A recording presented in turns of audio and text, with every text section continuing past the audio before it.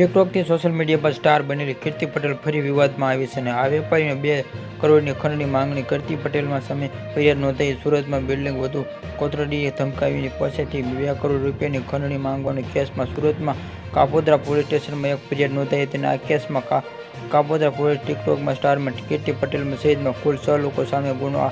દાખલ કર્યો અને કેસ મુખ્ય આરોપી વિજય સવાણીની ધરપકડ પણ કરાઈ છે. કાપોદ્રા પોલીસ સ્ટેશનમાં કીર્તિ પટેલ વિજય સવાણીને ફરિયાદ કરનાર વધુ કાતોવી વિજય સવાણી અગાઉના પ્રોપર્ટી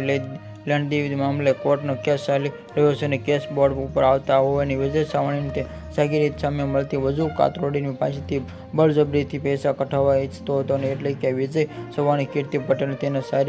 સાગરથી સાથે આ મીડિયા સોશિયલ મીડિયા પર આવતા વધુ કાતરોડીથી ફોટા સોશિયલ મીડિયા પર કીર્તિ પટેલ વિજય સવાણી અપલોડ કરી રહ્યો હતો. કીર્તિ પટેલ દ્વારા ફરિયાદ પર સોશિયલ મીડિયા પર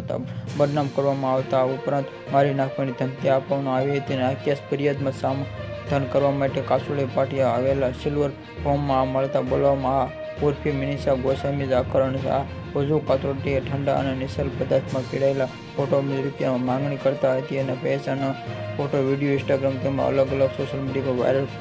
કરી હતા. બદનામ કરી ધમકી આપી હતી અને વધુ કાતરોડીને પૈસા ન આપતા અલગ સોશિયલ મીડિયા પર પાછમી કીર્તિ પટેલ ફરિયાદના નાની દીકરી સાથે બળાત્કાર કરી અને આ પત્નીનો ફોટો ડાયરેક્ટ ફસાવી ધમકી આપી હતી. આ સમગ્ર મામલે વધુ કાતરોડી દ્રૌપદીની ફરિયાદમાં પટેલ સહિતની ઇન્સ્ટા વોલેટમાં સામે અગાઉના સુરતના સરથાણા પોલીસ સ્ટેશન 4 ગુનો, કામરેજ પોલીસ સ્ટેશનમાં ગુનો, કાપોદ્રા પોલીસ સ્ટેશન ગુનો નોંધી કુલ 6 ગુનો વિજય સવાણી સામે નોંધાયો છે.